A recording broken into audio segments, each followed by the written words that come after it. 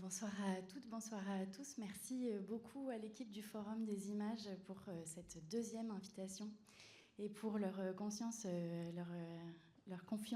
renouvelée.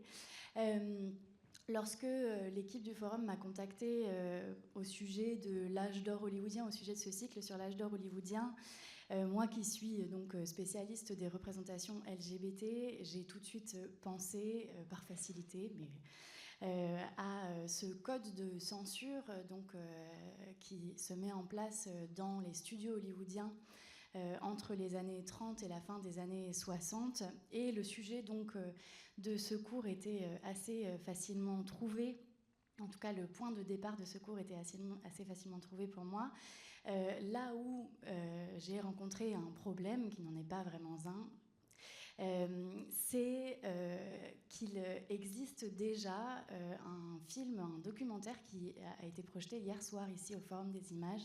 Je ne sais pas si certaines d'entre vous l'ont vu, qui s'appelle The Celluloid Closet, qui est adapté d'un livre de l'activiste Vito Russo qui a été publié en 1981 et qui recense déjà très bien les représentations de l'homosexualité, les représentations queer pendant la période Hayes aux États-Unis. Donc je ne voulais pas risquer des redites, même si je vais reparler de certaines choses qu'aborde le documentaire, mais j'ai essayé de concevoir ce cours de manière un peu complémentaire au documentaire, si certaines le connaissent déjà. J'ai essayé de le compléter d'abord par des considérations sur ce que va laisser cette période de censure comme marque sur le cinéma contemporain, puisque c'est aussi l'idée du cycle Hollywood Millennials. J'ai essayé aussi de proposer dans le cadre du cours des analyses peut-être un petit peu plus en profondeur de certaines scènes, de certains films qui sont souvent commentés quand on parle des questions queer et des représentations LGBT de cette période-là, de l'âge d'or hollywoodien.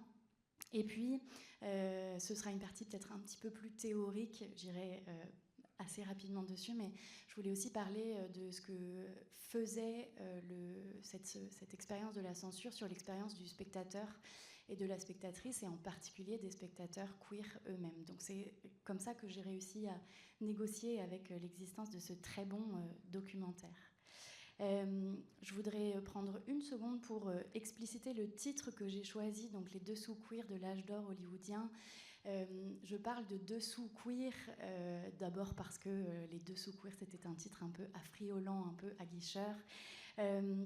Mais aussi parce que le dessous, c'est le niveau où vont se situer les représentations LGBT pendant cette période de censure. C'est-à-dire que la plupart des représentations LGBT vont se situer dans le sous-texte, dans l'implicite, et pas dans l'explicite, puisque, on va le voir encore, il est interdit de représenter l'homosexualité à Hollywood pendant cette période-là.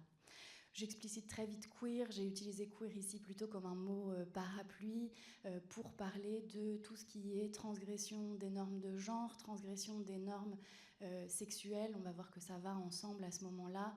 J'essaierai d'être plus précise sur les exemples spécifiques, les films spécifiques qu'on verra ensemble. Donc mon objet ce soir, ce n'est pas de faire une recension exhaustive de tous les personnages homosexuels ou les personnages lesbiennes qu'on peut voir dans le cinéma de l'âge d'or hollywoodien, mais plutôt d'établir un contexte qui est le contexte de la censure, d'établir la manière dont ce contexte va faire naître des représentations de l'homosexualité qui sont des représentations en filigrane, qui sont des représentations codées, et puis essayer de voir l'impact que ce contexte de censure va laisser au long cours sur l'histoire du cinéma et en particulier du cinéma américain, puisque c'est la question qui m'occupe.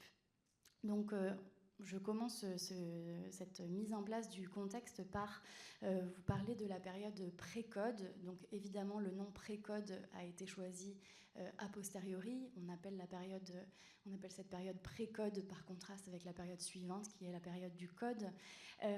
Et cette période pré-code, elle est souvent associée dans les imaginaires à une très grande liberté de ton, une très grande liberté de contenu, beaucoup d'audace, beaucoup d'irrévérence dans les représentations. Je vous ai trouvé quelques couvertures de livres universitaires ou grand public qui mettent bien, alors pour les anglophones dans la salle, qui mettent bien en évidence cette idée de la période pré-code comme une période de licence.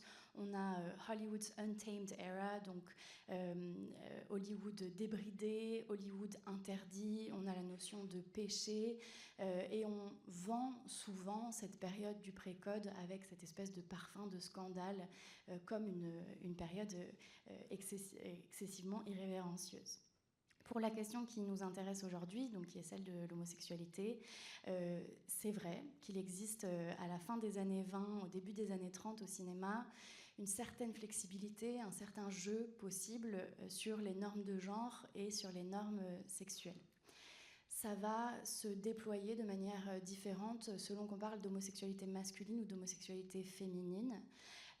Côté représentation masculine, la figure qui émerge et qui connaît vraiment son âge d'or au moment du pré-code, c'est la figure du céci, donc vous avez le nom en haut de la diapositive. Le céci en français ce serait la folle ou la tapette. Céci c'est un mot péjoratif en anglais qui a été réapproprié depuis. Le céci c'est un personnage comique, c'est un personnage qui est très efféminé, qui est très maniéré, dont l'identité homosexuelle n'est jamais dite ouvertement, mais qui est lisible par les publics comme homosexuel du fait justement notamment de ses maniérismes.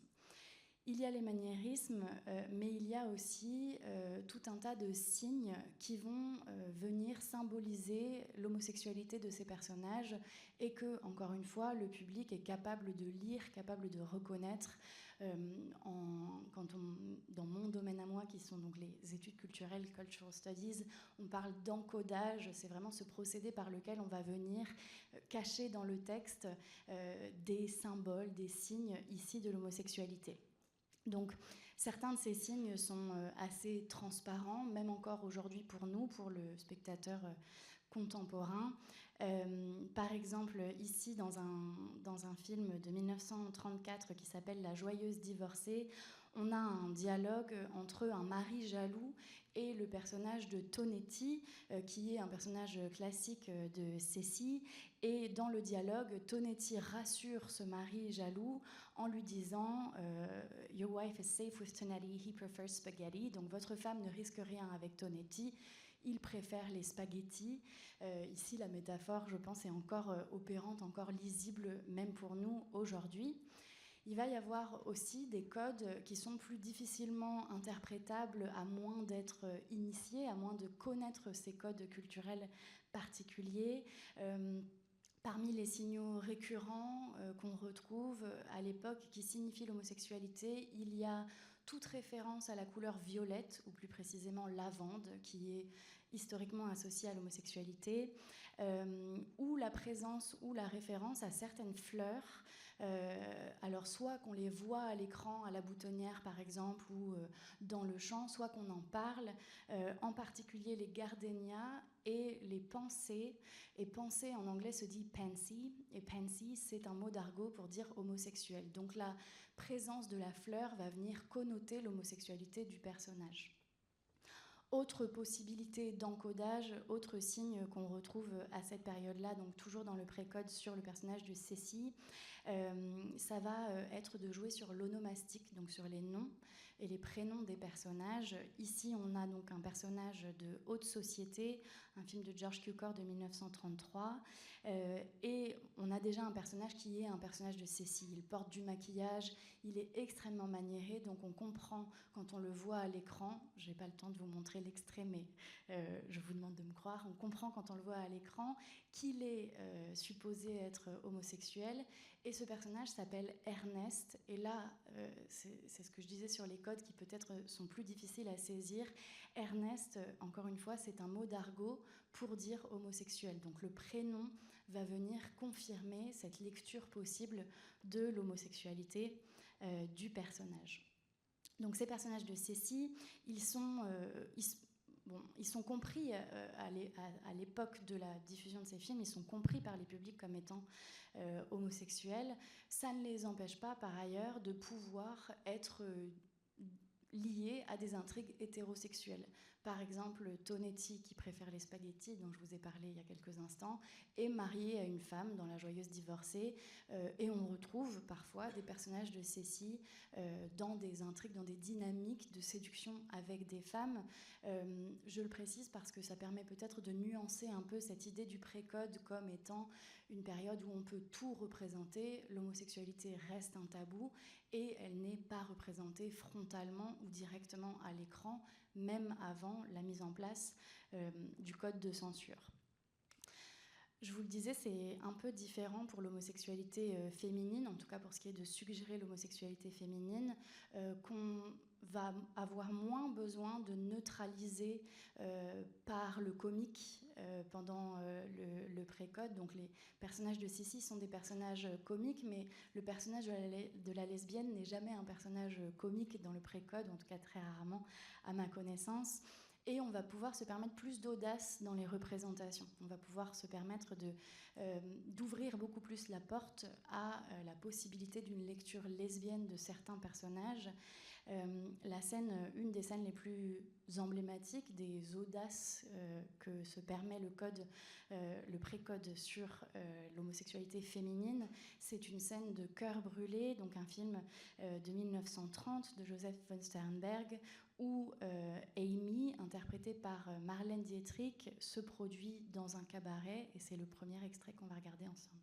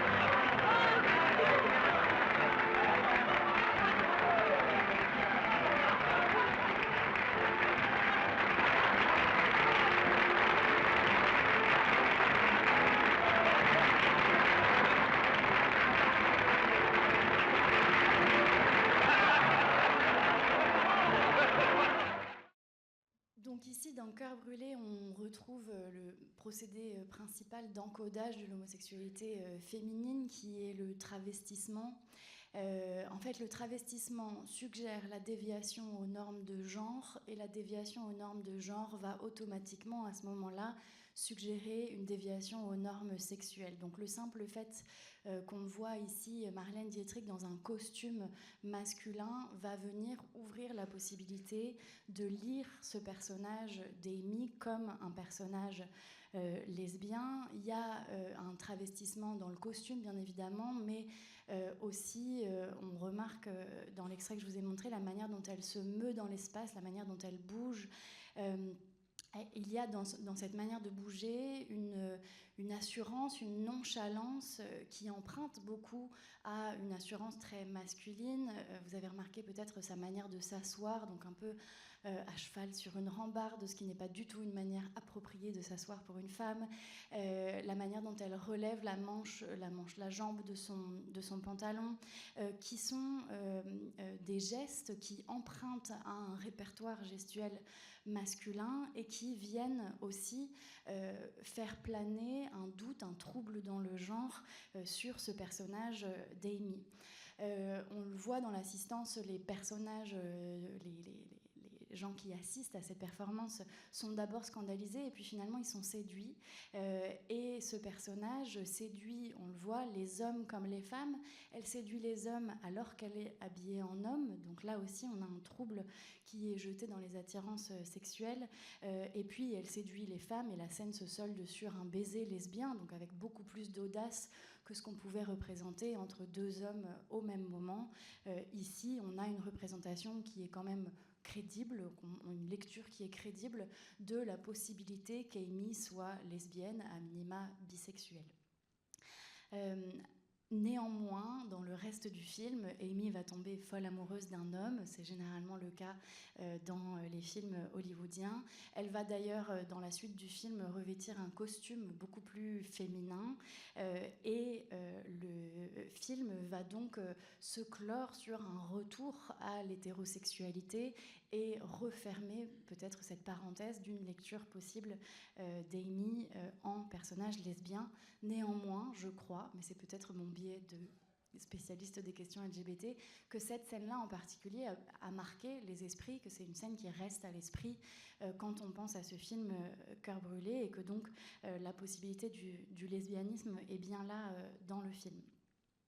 3 ans après Cœur brûlé, la MGM, qui est un des grands studios hollywoodiens, produit un film, une biographie, enfin en tout cas un film qui s'inspire de la biographie d'une reine de Suède du XVIIe siècle qui s'appelle la reine Christine et qui est très fortement suspectée d'avoir été bisexuelle. C'est un fait qui est assez connu. La MGM confie le rôle titre à Greta Garbo, et à ce moment-là, en 1933, les studios subissent déjà des pressions sur les contenus qu'ils produisent. Ils subissent déjà des pressions de certains groupes conservateurs, de certains comités de censure.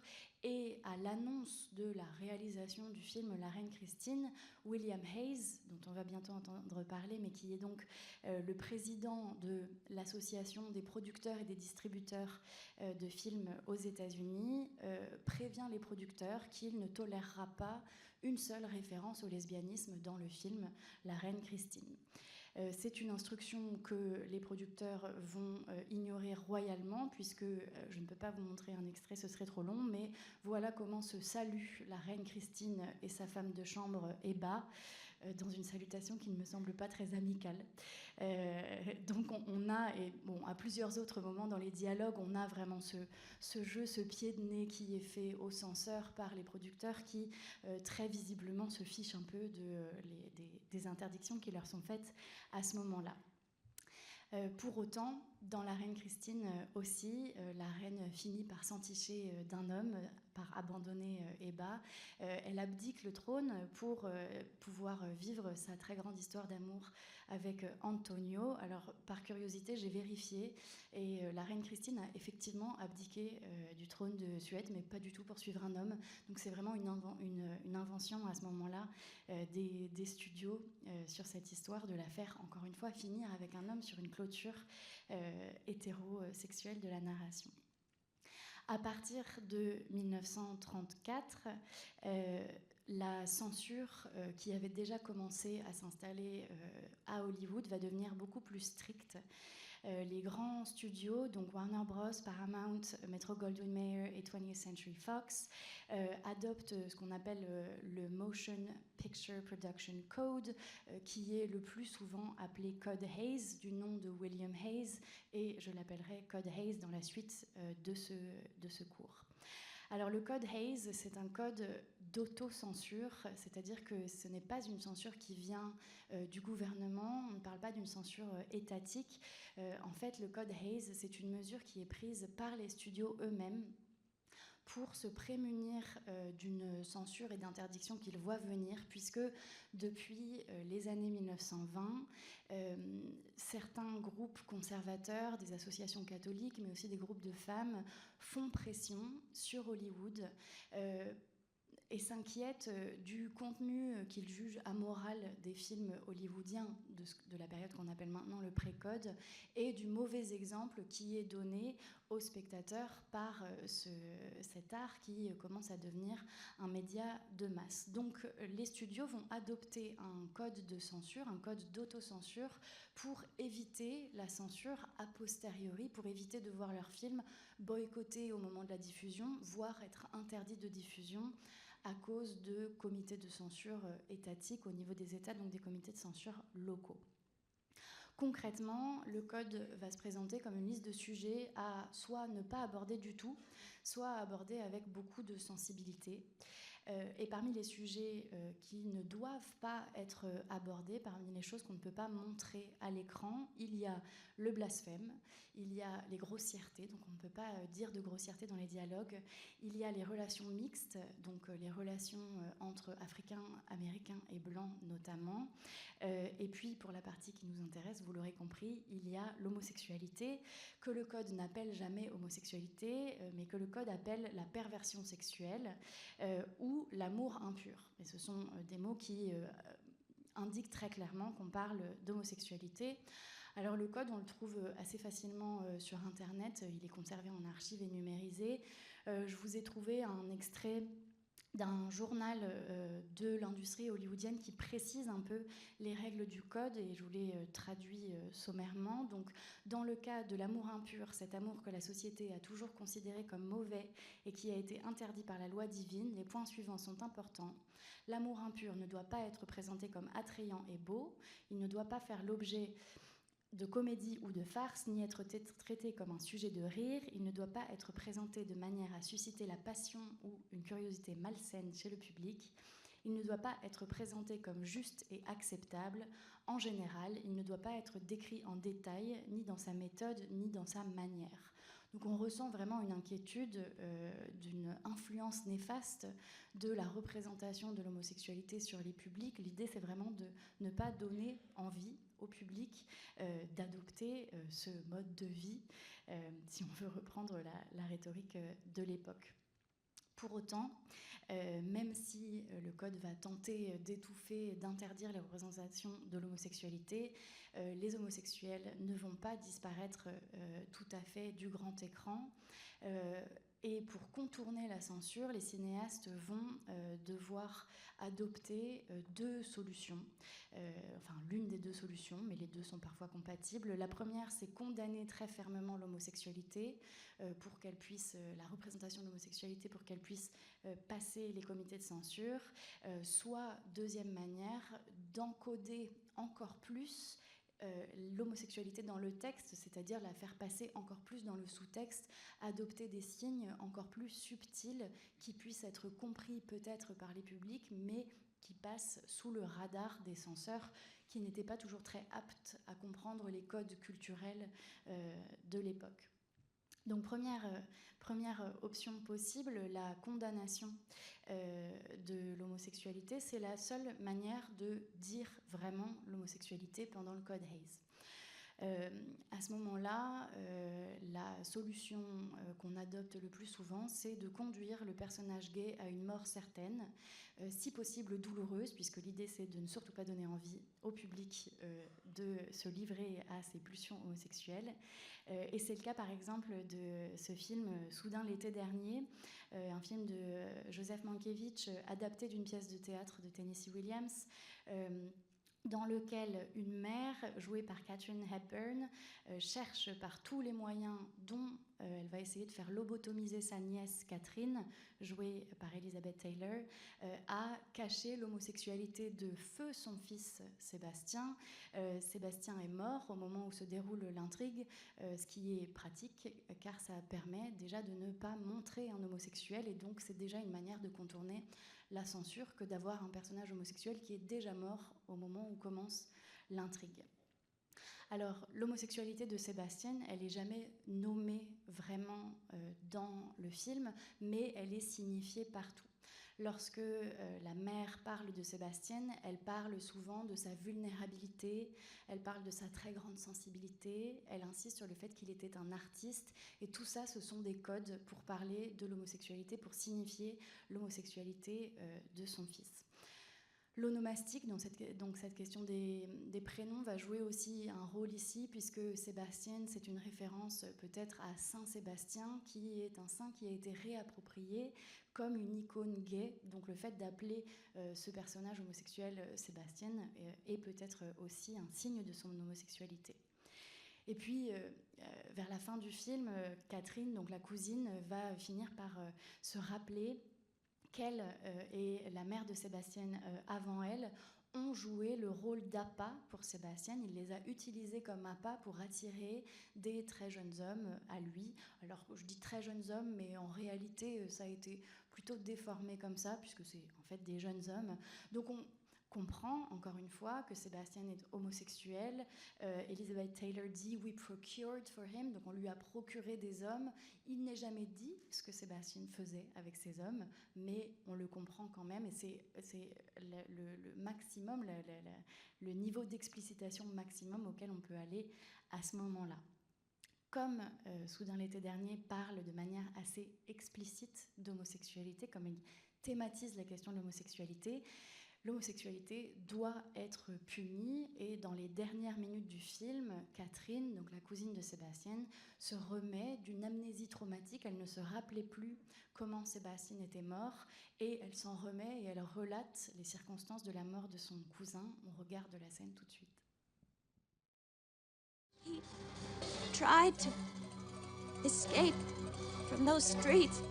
But he couldn't find a way out. He couldn't find a way out. Did the band of children?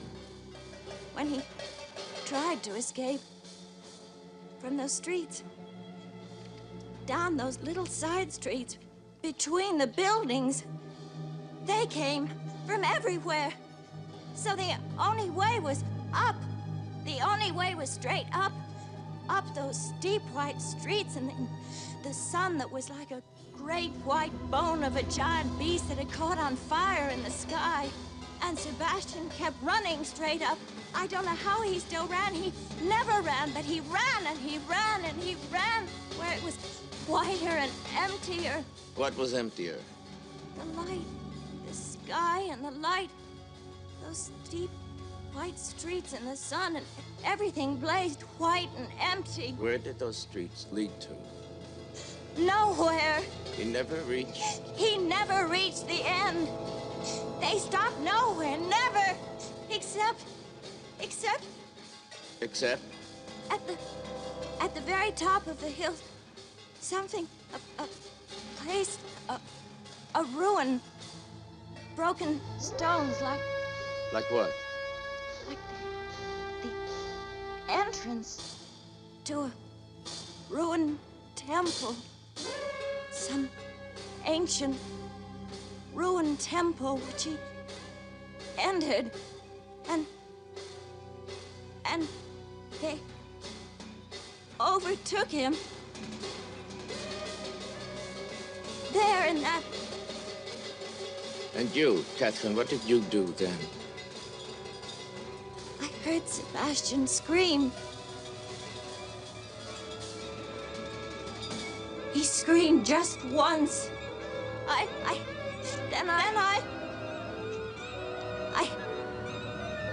Then I...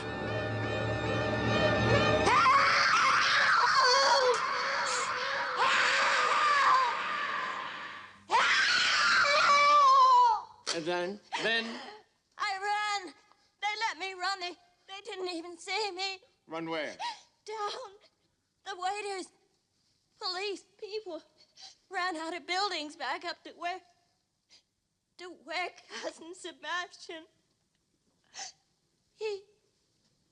He was lying naked on the broken stone. And this you won't believe. Nobody could believe it. It looked as if they had devoured him. As if they'd torn or cut parts of him away with their hands. Or with knives, or those jagged tin cans they made music with. As if they'd torn bits of him away and stuffed them into those gobbling mouths. There wasn't a sound anymore. There was nothing. But Sebastian, lying on those stones, torn and crushed. Très belle performance d'Elizabeth Taylor. Par ailleurs, vous aurez remarqué qu'on ne voit pas, hein, donc Sébastien, on le voit de dos, on le voit courir, on assiste à sa mort, mais on ne le verra jamais. Bon, ici, on a une montée en tension dramatique, évidemment assez forte dans cet extrait-là. Beaucoup de motifs gothiques avec les squelettes, ce soleil, cette chaleur écrasante, ces références à des coutumes un peu macabres, peut-être un peu occultes. Alors on est censé être en Grèce, mais on ne dirait pas quand on regarde l'extrait. C'est un film qui est considéré comme un film d'horreur gothique. De fait, Sébastien meurt d'une mort quand même assez horrifique, puisqu'il est dévoré par des jeunes hommes cannibales. La monstruosité de la mort reflète aussi la monstruosité de Sébastien lui-même, hein, donc qui se servait de sa cousine comme appât. Et puis, plusieurs critiques ont remarqué la similarité de sa mort et de la poursuite de Sébastien avec la chasse du monstre de Frankenstein dans le film de James Whale de 1931, le film de 31 qui est aussi parfois interprété, cette créature de Frankenstein, comme peut-être une métaphore, encore une fois, de l'homosexualité, de la double vie du monstre. Donc il y a un écho ici. La fin fonctionne donc comme une mise en garde, c'est-à-dire que on essaye de ne pas donner envie au public de suivre la voie de Sébastien au risque de finir dans une mort similaire, et c'est pour ça que le film réussit à passer les comités de censure à l'époque. C'est justement parce que la mort, l'homosexualité de Sébastien est très sévèrement punie et se solde par la mort à la fin. Ces obligations de punir l'homosexualité le plus souvent par la mort, elles peuvent sembler un peu anecdotiques, mais en fait elles vont laisser des traces pendant très longtemps dans le cinéma et dans les récits quand on aborde la question de l'homosexualité. En fait, le cinéma et puis ensuite la télévision vont regorger de films dans lesquels le personnage gay ou la femme lesbienne sera tuée, souvent dans une mort assez violente à la fin du film ou dans un épisode, tant et si bien que les activistes ont trouvé un nom pour parler de ce schéma narratif récurrent qui s'appelle Bury Your Gays, donc littéralement enterre tes gays. Je vous ai trouvé quelques références ici cinématographiques et sérielle, mais voilà, on compte dans le cinéma beaucoup de personnages gays qui connaissent une fin tragique. Alors bien sûr, la crise du sida n'a pas dû vraiment aider, puisque je pense à beaucoup de films aussi dans lesquels le personnage gay meurt, des films des années 80, peut-être du fait de cette influence du sida sur les imaginaires, mais on attribue aussi la persistance de ce schéma narratif récurrent à la période du Code Hayes et à l'obligation de punir l'homosexualité à la fin du film. Oups, je vais trop vite. Deuxième option, donc pas incompatible avec la première, pendant le Code Hayes, c'est de poursuivre plus loin, comme je le disais, l'encodage, de poursuivre les méthodes qui avaient déjà été mises en place. On retrouve quelques personnages de Cécile dans les films produits pendant le Code Hayes, et ça, même si techniquement on n'a pas le droit de représenter l'homosexualité, même de manière comique. J'ai choisi juste un film qui était diffusé dans le cadre de ce cycle, Le Magicien d'Oz. Le Magicien d'Oz, les trois acolytes de Dorothy sont des archétypes classiques de Cécile, notamment le lion, qui est un lion peu valeureux et qui, dans sa chanson, s'appelle lui-même Cécile. Life is sad, believe me, messy, when you're born to be a Cécile. Donc on a quelques exemples comiques comme celui-ci, mais en fait, à mesure que le code va être mis en place de manière plus stricte, Cécile va se transformer en figure tragique, voire en figure dangereuse ou inquiétante. J'essaye de passer à la slide d'après. Voilà. On va retrouver des personnages encodés comme queer qui vont être des personnages instables, qui vont être des calculateurs, qui vont être des psychopathes, qui vont être des prédateurs sexuels ou, comme vous le voyez à l'écran là, des vampires. Et on ne s'étonne donc pas de retrouver beaucoup de personnages codés comme queer dans le cinéma d'horreur, et en particulier dans le cinéma d'Alfred Hitchcock. Alors il y a des débats sur certains de ces films, mais en tout cas on retrouve des personnages codés comme queer, des méchants codés comme queer, dans la plupart des films d'Alfred Hitchcock. Et je voudrais qu'on s'intéresse à deux films en particulier. Le premier, c'est un film qui s'appelle Rebecca, c'est un film de 1940, une adaptation d'un roman de Daphné du Maurier, dans lequel une jeune femme épouse un homme veuf qui s'appelle Monsieur de Winter, et elle peine à trouver sa place dans son manoir, le manoir qui est tenu de main de maître par la gouvernante Madame Danvers. Et Madame de Winter, la nouvelle Madame de Winter, est très intimidée par Madame Danvers, qui est, il faut le dire, une femme assez inquiétante, et qui semble particulièrement attachée à la mémoire de son ancienne maîtresse, donc de sa maîtresse qui est décédée, Rebecca de Winter, qui donne donc son prénom au film. On regarde tout de suite un extrait dans lequel Madame de Winter va s'introduire dans l'ancienne chambre de Rebecca.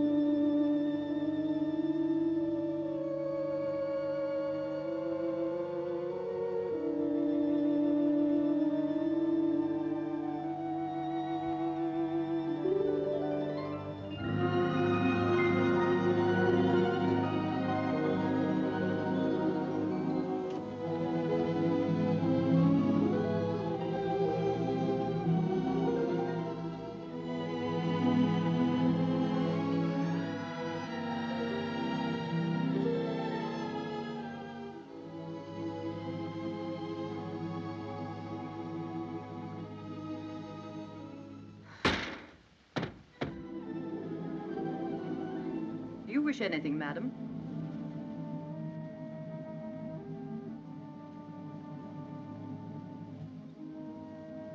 I didn't expect to see you, Mrs. Danvers.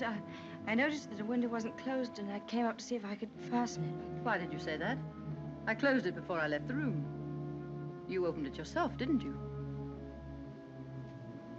You've always wanted to see this room, haven't you, madam? Why did you never ask me to show it to you? I was ready to show it to you every day.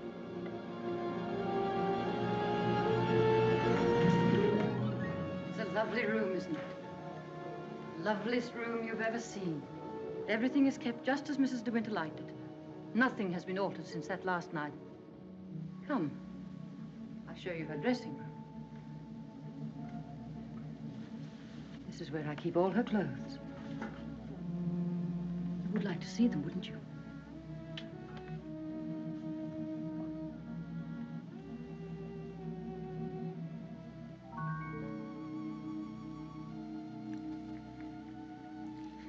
Feel this.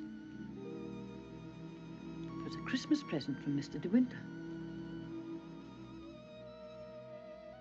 He was always giving her expensive gifts the whole year round. I keep her underwear on this side. They were made specially for her by the nuns in the convent of St. Clair. I always used to wait up for her, no matter how late. Sometimes she and Mr. De Winter didn't come home until dawn. While she was undressing, she'd tell me about the party she'd been to. She knew everyone that mattered. Everyone loved her. When she'd finished her bath, she'd go into the bedroom and go over to the dressing table.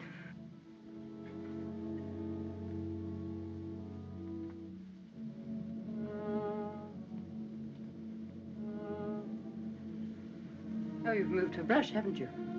There, that's better. Just as she always laid it down. Come on, Danny. Hair drill, she would say. And I'd stand behind her like this and brush away for 20 minutes at a time. And then she would say, "Good night, Danny," and step into her bed.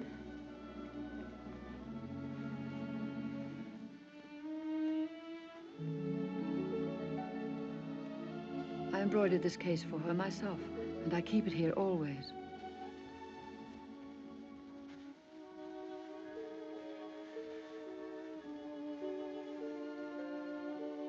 Did you ever see anything so delicate?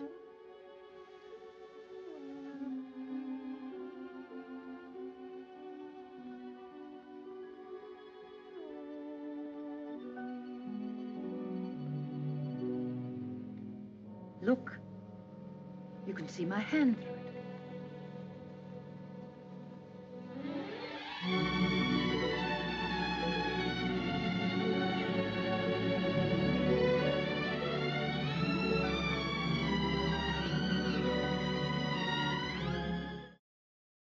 On va parler un petit peu des signes, mais je commence par dire que peut-être si c'est pas évident pour vous ici, les signes qui viennent encoder le lesbianisme possible de Madame Danvers, ça semble très évident pour Madame de Winter, qui a l'air complètement terrifiée et qui a l'air de très bien comprendre ce qui est en train de se passer.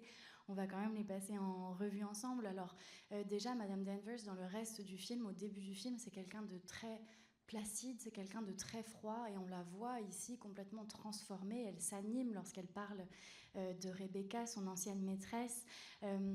On a une tension dramatique qui monte, encore une fois, tout au long de la scène, qui est soutenue évidemment par la musique, mais aussi par les expressions faciales de Madame de Winter.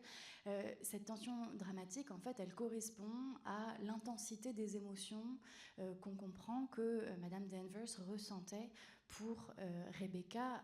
Le désir homosexuel, comme on est sous le code, doit forcément être représenté comme étant excessif, comme étant dangereux, comme étant inquiétant, et c'est le cas ici. On le voit, elle manipule les objets de Rebecca avec beaucoup de sensualité. Elle va venir caresser des tissus, d'autant plus qu'il s'agit quand même de tissus, de choses qui appartiennent à la sphère de l'intime. Elle va venir caresser des sous-vêtements, ouvrir le tiroir des sous-vêtements. On comprend qu'elle assistait au rituel du bain. Elle nous montre cette nuisette qui est extrêmement transparente. Donc on comprend que Madame Danvers avait l'habitude de voir Rebecca nue et qu'elle avait visiblement l'habitude de l'observer avec beaucoup d'attention. Donc il y a beaucoup de sensualité en fait qui se dégage de cette scène. Et qui permettent de, encore une fois, ouvrir la possibilité que ce personnage de Madame Danvers soit lu comme un personnage lesbien, et plusieurs éléments dans le reste du film vont venir confirmer cette lecture, mais on est sous la période du Code Hayes et on ne peut pas représenter le désir lesbien sans ambiguïté. Le cinéaste va devoir réintroduire de l'hétérosexualité, ou en tout cas du doute, pour que le film puisse passer la censure.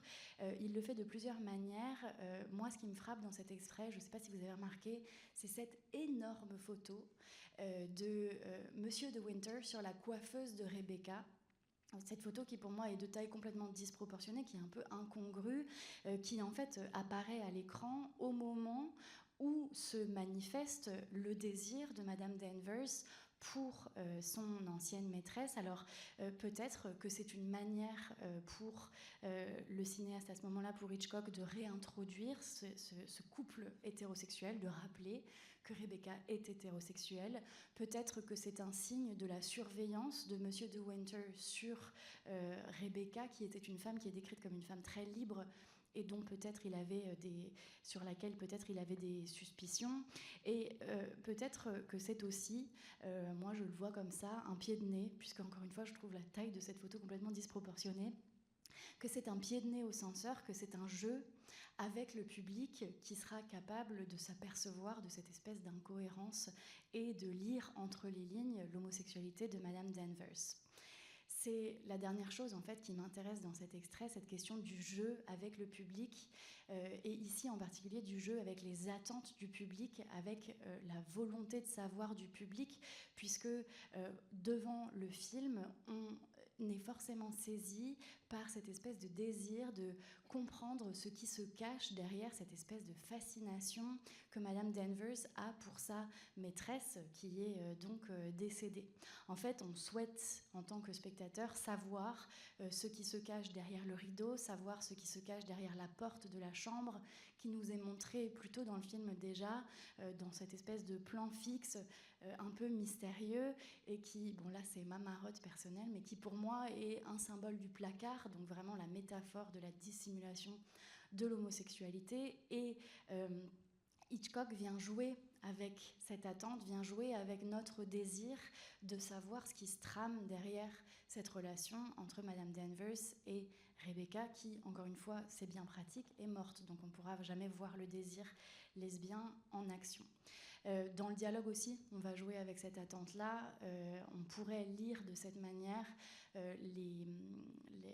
l'espèce de provocation de Madame Danvers qui dit à la nouvelle Madame de Winter « Ah, mais tu voulais voir la chambre, mais moi j'étais prête à te la montrer tous les jours, tu n'as jamais demandé », qui est lisible comme voilà, une adresse au public, de dire « Mais si vous vouliez savoir, il suffisait de savoir lire entre les lignes, le sous-texte était là ». Et c'est ça qui m'intéresse aussi dans cet extrait. Alors, Madame Danvers est une présence inquiétante. Je ne vous spoile pas la fin du film, je ne vous en dis pas plus. Hitchcock va pousser un peu plus loin encore l'archétype de l'antagoniste queer dans un film qui s'appelle La Corde en 1948, dans lequel deux intellectuels, alors pareil, deux intellectuels, ça connote homosexuel pendant le Code Hayes. Deux intellectuels, donc Brandon et Philip, vont dans les premières secondes du film tuer un ancien camarade de classe en l'étranglant avec une corde. Donc ce camarade de classe qui s'appelle David, ils le tuent sans autre motif que pour la beauté du geste et pour voir s'ils peuvent s'en sortir en toute impunité, s'ils peuvent ne pas être pris. Alors, l'homosexualité de Brandon et Philip n'est jamais dite clairement, elle n'est jamais montrée non plus visuellement clairement. Ce sont deux hommes qui vivent dans le même appartement, qui partagent une chambre à coucher, a priori, et qui partent régulièrement en vacances ensemble chez la mère de Brandon. Donc on a quand même quelques doutes possible sur l'homosexualité de ces personnages. Et puis, il va y avoir tout un autre système d'encodage qui va venir par-dessus. Je vous propose qu'on regarde tout de suite un troisième extrait, donc peu après le meurtre de David. What are you doing? It's not locked. All the better. It's much more dangerous. Anyway, the lock's too old. It won't work. I wish it would. I wish we had him out of here. I wish it was somebody else. It's a trifle late for that, don't you think? Whom would you have preferred? Kenneth? Oh, I don't know. I suppose anyone was as good or as bad as any other. You, perhaps. You frightened me. You always have. From that very first day in prep school. Part of your charm, I suppose. I'm only kidding, Brandon. I obviously can't take it as well as you, so I'm turning on you a little. That's rather foolish, isn't it? Yes. Very. May I have a drink now? By all means. This is an occasion. It calls for champagne. Champagne? I put some in the icebox. When did you put it there, Brandon? Oh, just before David arrived. You were certain it would come off, weren't you? Of course. You know I'd never do anything unless I did it perfectly. I've always wished for more artistic talent. Well, murder can be an art, too. The power to kill can be just as satisfying as the power to create. Philip, do you realize we've actually done it exactly as we planned? And not a single infinitesimal thing has gone wrong. It was perfect. Yes. An immaculate murder. We've killed for the sake of danger and for the sake of killing. We're alive. Truly and wonderfully alive. Even champagne isn't equal to us or the occasion. I'll take it, though. You're not really frightened anymore, are you, Philip? You can't have fear, you know. Neither of us can. That's the difference between us and the ordinary man, Philip. They talk about committing the perfect crime, but nobody does it. Nobody commits a murder just for the experiment of committing it. Nobody except us. You're not frightened anymore, are you, Philip? No. Not even of me? No. That's good. You just astound me. As always. That's even better. To David, of course.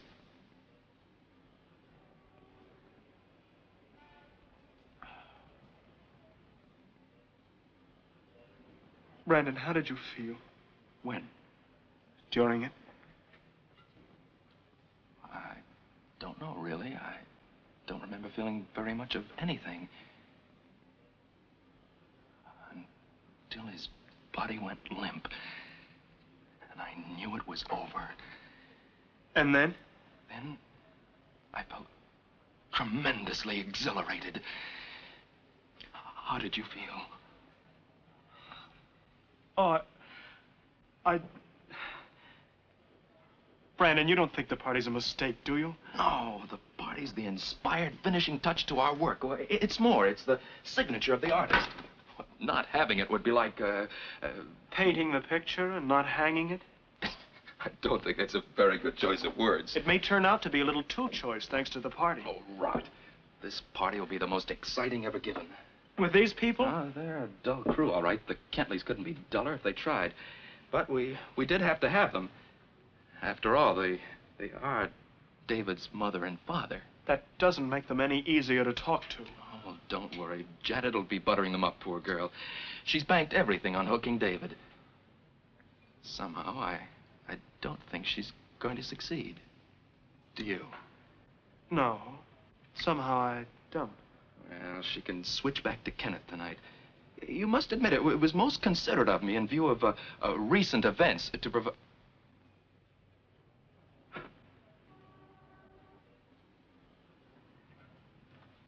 Philip. What? Take the other one. What for? Never mind. Come with me. What's this all about? You'll see. It's brilliant.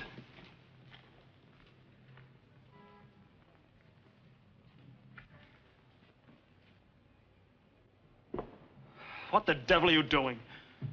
Making our work of art a masterpiece. Brandon, you're going too far. Why? What do you mean? I just thought it'd be nice to have supper in here. On this. Isn't it a good idea? Well, at least this way no one will try to open it. I don't think you appreciate me, Philip. I'm beginning to, Brandon. J'ai entendu des rires, alors je suppose que vous avez perçu le sous-texte dans les dialogues en particulier. Les deux personnages se tiennent très très proches l'un de l'autre, beaucoup plus proches que deux personnages masculins sont normalement autorisés à se tenir à cette période-là. On a ce dialogue, alors dans un article sur le film, j'ai trouvé une formule que j'aimais bien, c'est D.A. Miller qui parle des nuances post-coïtales du dialogue. C'est le moment où vous avez rigolé, donc je pense que vous avez compris, hein, ce moment où ils se demandent comment ils se sont sentis. J'ai été... ils parlent de leur excitation, en fait, hein. Très clairement, là, il y a une métaphore de l'excitation. On est vraiment dans du Eros, Thanatos, le désir, la mort ensemble. On a un jeu d'acteurs qui vient accentuer cette interprétation, puisqu'ils pantellent, ils sont essoufflés tous les deux. Donc on est peut-être dans, encore une fois, une métaphore de l'acte sexuel. Et ici, l'excitation sexuelle, encore une fois, passe par le danger. Ce sont des meurtriers qui prennent plaisir à tuer, encore une fois, pour le seul plaisir de tuer. Ce qui m'intéresse au-delà de cet encodage de l'homosexualité de ces personnages, c'est que le film se présente comme un commentaire sur la dissimulation, l'art de la dissimulation et le plaisir qui peut être pris à la dissimulation. Et là, encore une fois, ça va être un petit peu ma marotte, mais cette idée d'avoir le coffre dans lequel est caché le corps au centre de la pièce dans laquelle vont se réunir les convives, pour moi, encore une fois, ça m'évoque le placard, ça m'évoque donc un endroit refermé dans lequel se cache un secret. Ici, la dissimulation de l'homosexualité est déplacée vers la dissimulation du corps, vers la dissimulation du meurtre, mais le meurtre devient du coup aussi une parabole, une métaphore de la dissimulation nécessaire de l'homosexualité à ce moment-là. Le corps de David est, en anglais on dit hidden in plain sight, donc vraiment caché sous nos yeux, et de la même manière l'homosexualité de Brandon et Philip est cachée sous nos yeux, elle est là dans la pièce, vraiment assez mal cachée pour nous qui interprétons, mais cachée aux yeux de leur entourage. Je pense que si Brandon en particulier pense pouvoir s'en sortir impunément avec le meurtre, c'est parce que c'est un mastermind de la dissimulation. Il a l'habitude de dissimuler autre chose qui est son homosexualité. Il semble même y avoir pris un certain plaisir. Et encore une fois, pour moi, ce dispositif du secret caché en plein milieu de la pièce, je pense qu'elle est aussi un pied de nez du cinéaste au censeur. Elle est un pied de nez de Hitchcock, mais aussi de Arthur Lawrence, qui est le scénariste du film, qui était ouvertement homosexuel. Et les deux, je pense, s'amusent de pouvoir représenter des homosexuels en toute impunité, comme pour le meurtre, alors que c'est strictement interdit à ce moment-là par le code Hays. Il semble en retirer un certain plaisir, et puis c'est confirmé dans les interviews, notamment de Arthur Lawrence, qui vraiment s'amuse beaucoup que le film ait réussi à passer la censure et que les censeurs n'aient pas vu que Brandon et Philip étaient homosexuels. L'association entre, je passe rapidement sur la slide prochaine parce que je n'ai pas le temps, l'association entre personnages queer et méchants et antagonistes, elle laisse aussi des traces sur le cinéma au long cours. On va retrouver par la suite une litanie de personnages soit codés queer, soit ouvertement queer après l'abrogation du code Hays. comme des meurtriers, comme des psychopathes. Encore une fois, quelques exemples ici. Basic Instinct, Le silence des agneaux, Skyfall, dans lequel le méchant joué par Javier Bardem est assez clairement codé comme queer, mais aussi les Disney. Ici, j'ai mis Scar et Ursula de la petite sirène. Ursula qui est inspirée d'une drag queen américaine très célèbre qui s'appelle Divine. On pourrait penser à Jafar, peut-être que vous avez d'autres idées qui vous viennent en tête, de la même manière que pour le meurtre des personnages gays, ou en tout cas la mort violente des personnages gays. Ces représentations de méchants queer sont aussi héritées du code Hays et des formats qu'il impose aux cinéastes à ce moment-là. Alors comme je le disais en introduction, j'avais envie de prendre un moment pour parler de l'expérience des spectateurs et de l'expérience des spectateurs et spectatrices queer en particulier. Ça va être le moment un petit peu plus théorique, j'espère que je vais le rendre accessible. En fait, lorsque je regarde ces films et lorsque je regarde les interprétations qui ont pu en être faites, ce qui me frappe, c'est le plaisir que semblent avoir ressenti les spectateurs et spectatrices queer en particulier à comprendre le sous-texte. Et ce qui m'intéresse dans cette censure, c'est que, bien entendu, elle mène à des frustrations et à de la tristesse de ne pas se voir représentée, mais elle mène aussi à d'autres phénomènes. Le premier, pour moi, c'est un renversement de la dynamique de pouvoir habituelle entre public homosexuel et public hétérosexuel, puisque le public queer va apprendre à chercher les signes, il va développer un mode de lecture très spécifique des films du code Hays pour aller chercher les indices, pour aller décoder les signes de l'homosexualité et ces compétences que ce public va développer vont donner aux spectateurs, aux spectatrices queer un avantage épistémologique. Alors c'est un grand mot, mais en gros ça les place dans une position de sachant, dans une position de personnes qui savent plus, qui retirent plus de signification du film qu'un public qui ne serait pas initié, qui ne connaîtrait pas les codes, qui ne serait pas capable de décoder, encore une fois, les signes cachés dans le texte.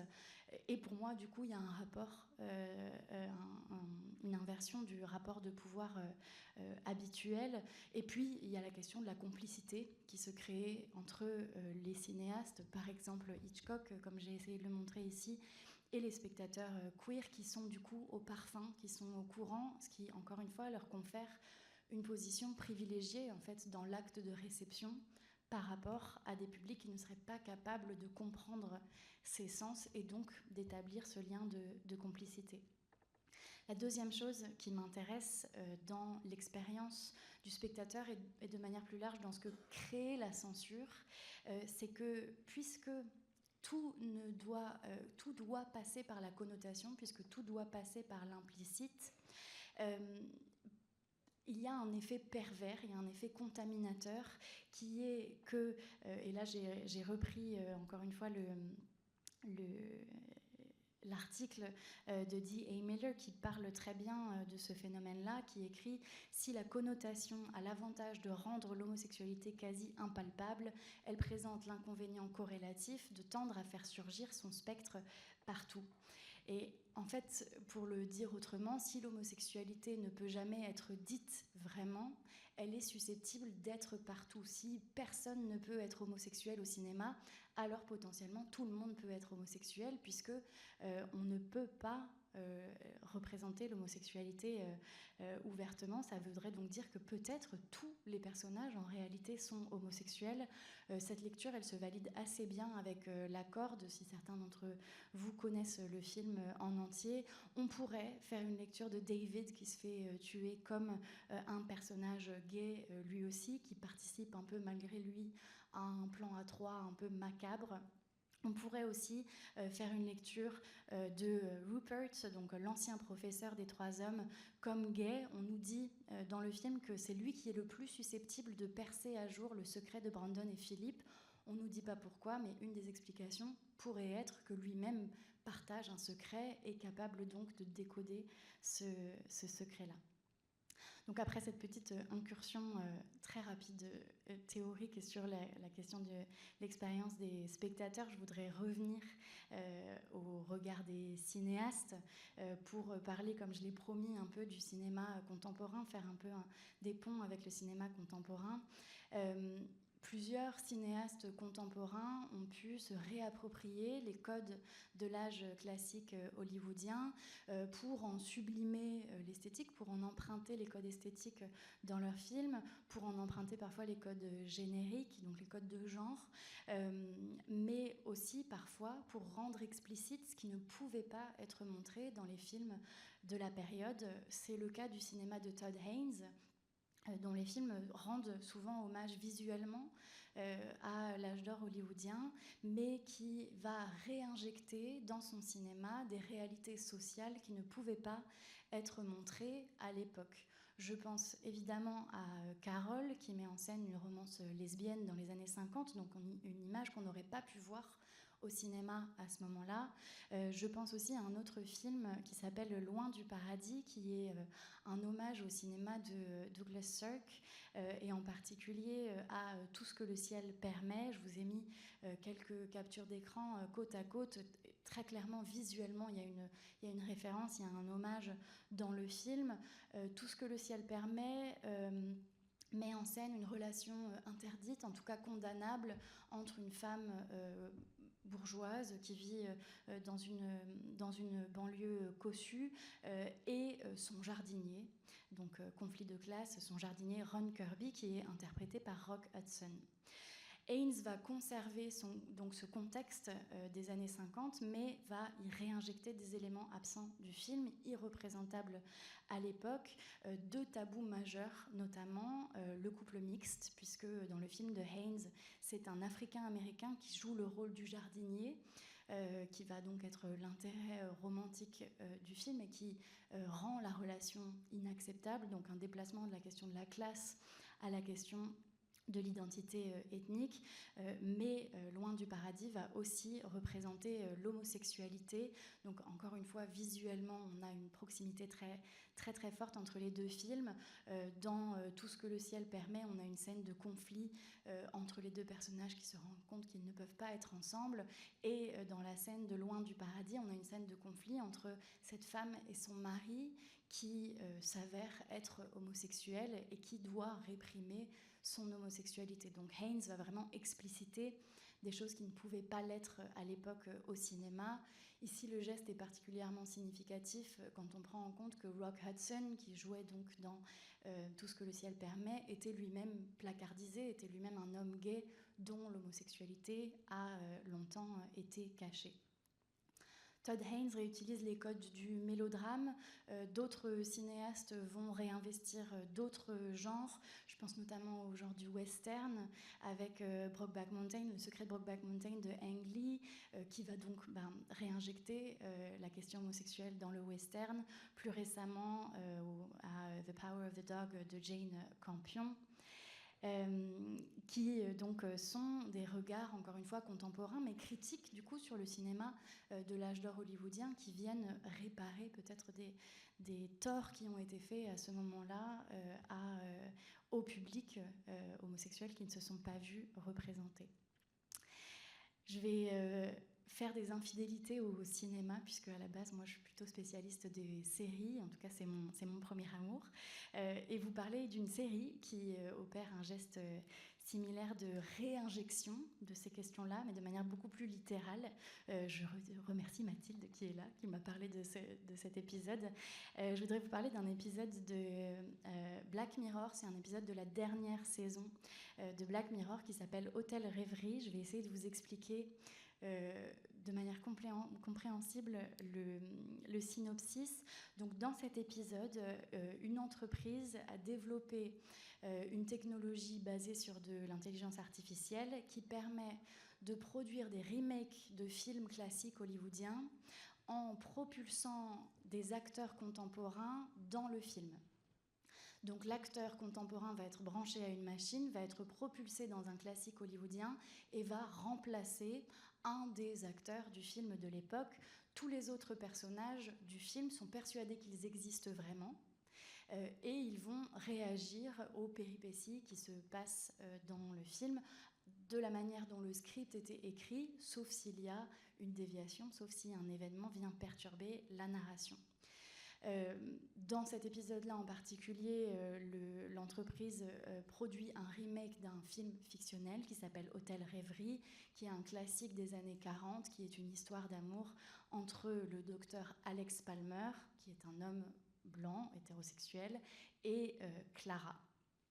L'entreprise va recaster le docteur Alex Palmer et va avoir l'idée d'en produire une nouvelle version en castant dans le rôle d'Alex Palmer une femme noire, une actrice noire qui vont donc propulser dans le film. Donc le docteur Alex Palmer est incarné par l'actrice fictionnelle qui s'appelle Brandy Friday, qui est jouée par Issa Rae, qui est une vraie actrice, et qui donne donc la réplique à Clara, qui est jouée par l'actrice fictionnelle Dorothy Chambers, jouée par l'actrice réelle Emma Corrin.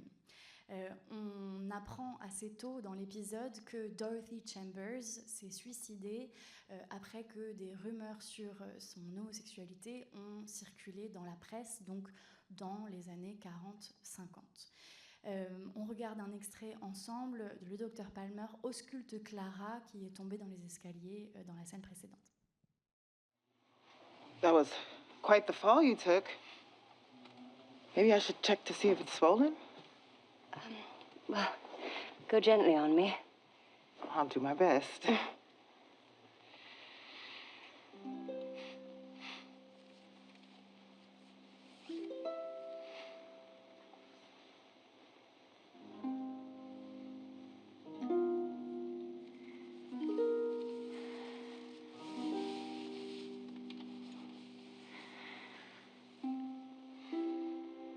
How does this feel? Oh, that doesn't feel bad at all. That's a good sign. Will I still be able to join the Bolshoi? I think so. Well, perhaps to make certain, you might try a little bit higher.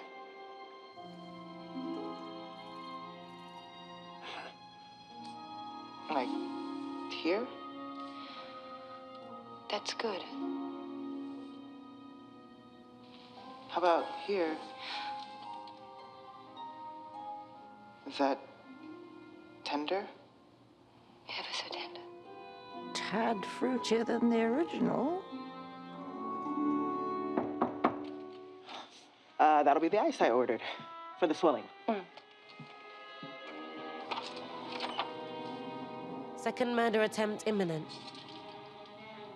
I swear I just ordered the ice. Well, it would be a shame to waste it. Are you sure? Champagne in my room with a stranger. I'd never survive the scandal. Gosh, how I yearn to be free. So this is your scorpion moment. Don't move. Hmm?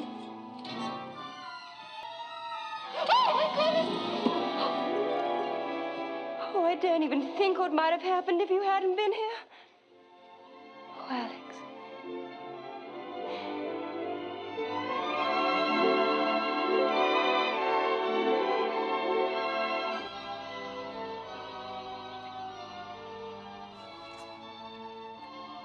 Romance levels peaking.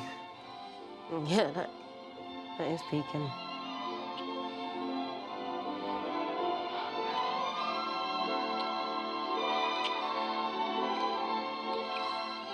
She wasn't like this with Ralphie. No. Oh, shit!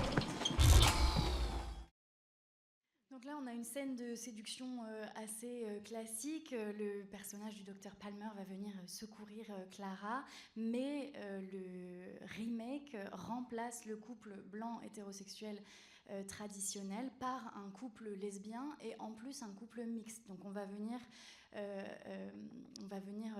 répondre à deux interdits à ce moment-là. Ici, on a vraiment une injection littérale dans le film hollywoodien des images manquantes, des images qu'on n'a pas pu montrer à l'époque à cause des tabous et à cause de la censure. Et ce qui m'intéresse, bon, on n'a plus de PowerPoint, c'est pas grave, je crois que j'ai plus de slides. Ce qui m'intéresse, c'est aussi que le film, donc on comprend dans la scène que Clara se laisse aller dans le baiser de manière beaucoup plus enthousiaste qu'avec son ancien partenaire, parce qu'elle est lesbienne, parce que l'actrice était lesbienne, et la série va traiter en fait du coût de la censure, pas seulement sur les spectateurs, mais aussi sur les acteurs et les actrices de l'époque. Et en fait, ce personnage de Dorothy Chambers, c'est un écho à tous les acteurs et actrices dont on sait désormais, les grands acteurs hollywoodiens dont on sait désormais qu'ils étaient homosexuels, bisexuels ou des actrices lesbiennes. Je pense à Rock Hudson, je pense à Montgomery Clift, je pense à Cary Grant, Greta Garbo dont j'ai parlé, Marlène Dietrich, dont on sait encore une fois qu'ils ont eu au moins des aventures homosexuelles à l'époque. Et ce qui me frappe dans cet épisode dans Hôtel Rêverie, c'est que pour moi, il y a un geste qui est poétique, qui est celui de venir rendre hommage à la beauté formelle de l'âge d'or hollywoodien. Les images sont très très belles, je vous conseille l'épisode en entier. Mais il y a aussi un geste éthique, un geste politique à venir, encore une fois, fournir des images qui n'existaient pas et qui, par leur simple présence, peut-être attirent l'attention sur le fait qu'on ne les a pas vues dans le cinéma de l'âge d'or hollywoodien, du fait, encore une fois, du code, mais aussi d'une homophobie institutionnelle, d'une homophobie systémique à ce moment-là. Je ne sais pas où est Pauline. J'ai encore un extrait à montrer, j'ai le temps ou pas? Allez. Très bien. Alors, je voudrais finir sur un extrait, et après, je vous en dis 3 mots. Je voudrais finir sur un extrait. C'est un extrait justement du documentaire dont je parlais en introduction, de The Celluloid Closet. C'est un extrait qui ouvre le documentaire, qui fermera mon cours. Je vous en dirai quelques mots après. Je ne vous dis rien de plus. On le regarde tout de suite. Movies are part of my life, part of everybody's life. That's where we learn about life. Watching Cary Grant taught me how to behave with a woman, how to get dressed at night, how to go to a restaurant and order dinner. They're our storytelling. They're the fabric of our lives. They show us what is glorious and tragic and wonderful and funny about the day-to-day experiences that we all share. And when you're gay and don't see that reflected in any way ever in the movies, you began to feel that something truly is wrong. You feel invisible. You feel like a ghost, and a ghost that nobody believes in. There's this sense of isolation. Join the club, man. It's a whole group, you know, that is not represented. We are pathetically starved for images of ourselves, so much so that, you know, a friend will call you up and say, oh, there's this movie you must see. You know, this happened to me. This movie you've got to see. There's this incredible lesbian relationship in it, and there's this great love scene, and all right, they're vampires. But you got to see it. It's great. There are lots of needs for art. The greatest one is the mirror of our own lives and our own existence, and that hunger that I felt as a kid looking for gay images was to not be alone.